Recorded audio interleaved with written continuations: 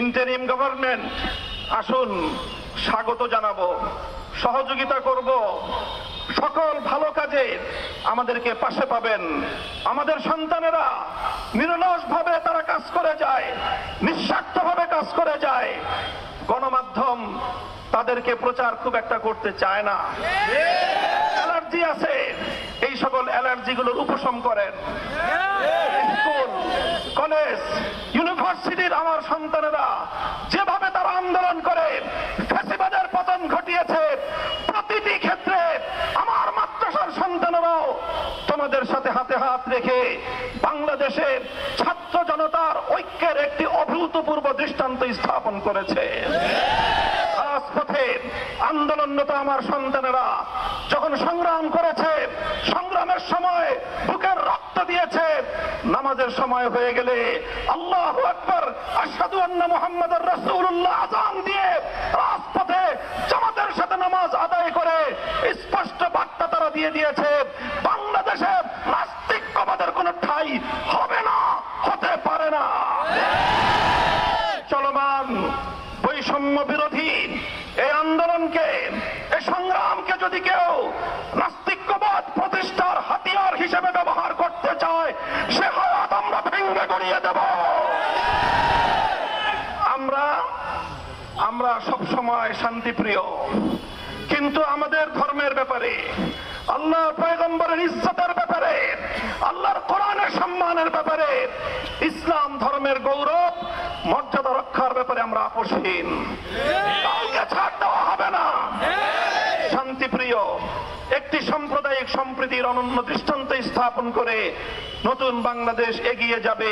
কাদিয়ানীদেরকে মুসলমান পরিচয় দিয়ে যদি এদেশের মানুষকে গেলাবার, এদেশে মুসলিম হিসেবে তাদেরকে প্রতিষ্ঠিত করবার কোন এজেন্ডা নিয়ে পশ্চিমা বিশ্বের কোন প্রতিনিধি যদি বাংলাদেশে কোন ঘৃণ্য নীল নকশা বাস্তবায়ন করার চেষ্টা করে, রক্তের মাধ্যমে সে ষড়যন্ত্র আমরা প্রতিরোধ করবো ইনশাআল্লাহ।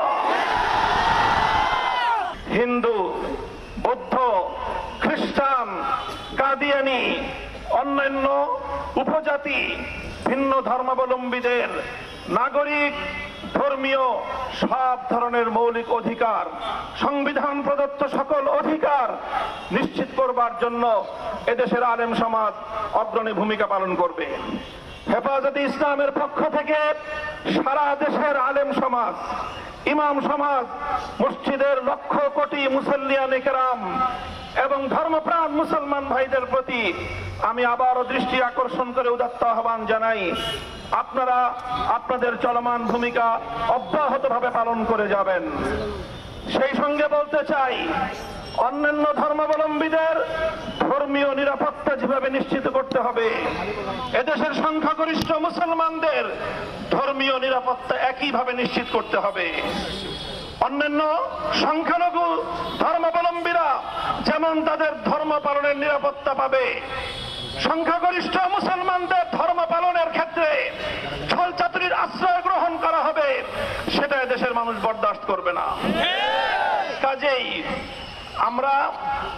আমি এক কথাই আজকে বলছি, কাদিয়ানীদের প্রসঙ্গ বিশেষভাবে বলছি, তাদেরকে উচ্ছেদ করা, তাদেরকে কোনোভাবে ঘায়েল করা, তাদের জানমালের নিরাপত্তা বিঘ্নিত করা, তাদের ব্যবসা বাণিজ্য প্রতিষ্ঠানে তাদের ব্যবসায়িক অধিকার ক্ষুণ্ণ করা, এটা কোনোদিন আলেম ওলামা, হেফাজতে ইসলাম, ধর্মপ্রাণ মুসলমানদের কাম্য নয়।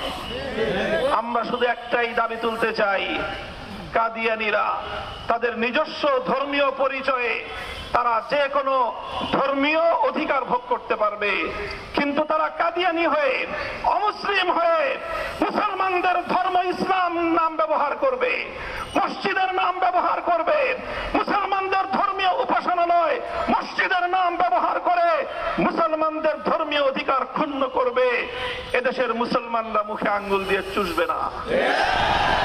দলমত নির্বিশেষে সকল নিরপরাধ মানুষের সব ধরনের নিরাপত্তা বিধানে আমাদের নেতা কর্মী দেশবাসীকে আমি দায়িত্বশীল ভূমিকা পালন করার জন্য উদাত্ত আহ্বান জানাচ্ছি। বিশেষভাবে সংখ্যালঘু সম্প্রদায়ের সকল মৌলিক অধিকার সংরক্ষণ করবার জন্য এদেশের আলেম সমাজকে আমরা প্রথম দিন থেকে আহ্বান জানিয়েছি। হেফাজতে ইসলামের নেতাকর্মীদেরকে তাদের পাশে দাঁড়াবার জন্য উদাত্ত আহ্বান জানিয়েছি। দেশবাসীকে আমরা ডাক দিয়েছি। আমাদের ডাকে এদেশের মানুষ অভূতপূর্ব সাড়া দিয়েছে। বিশ্ব গণমাধ্যমে বাংলাদেশের আলেম সমাজ, ইসলাম প্রিয় জনতার সাম্প্রদায়িক সম্প্রীতি প্রতিষ্ঠার ক্ষেত্রে বর্তমান সময়ের ভূমিকা সারা পৃথিবী জুড়ে বিশ্ব মিডিয়ায় প্রশংসিত হয়েছে।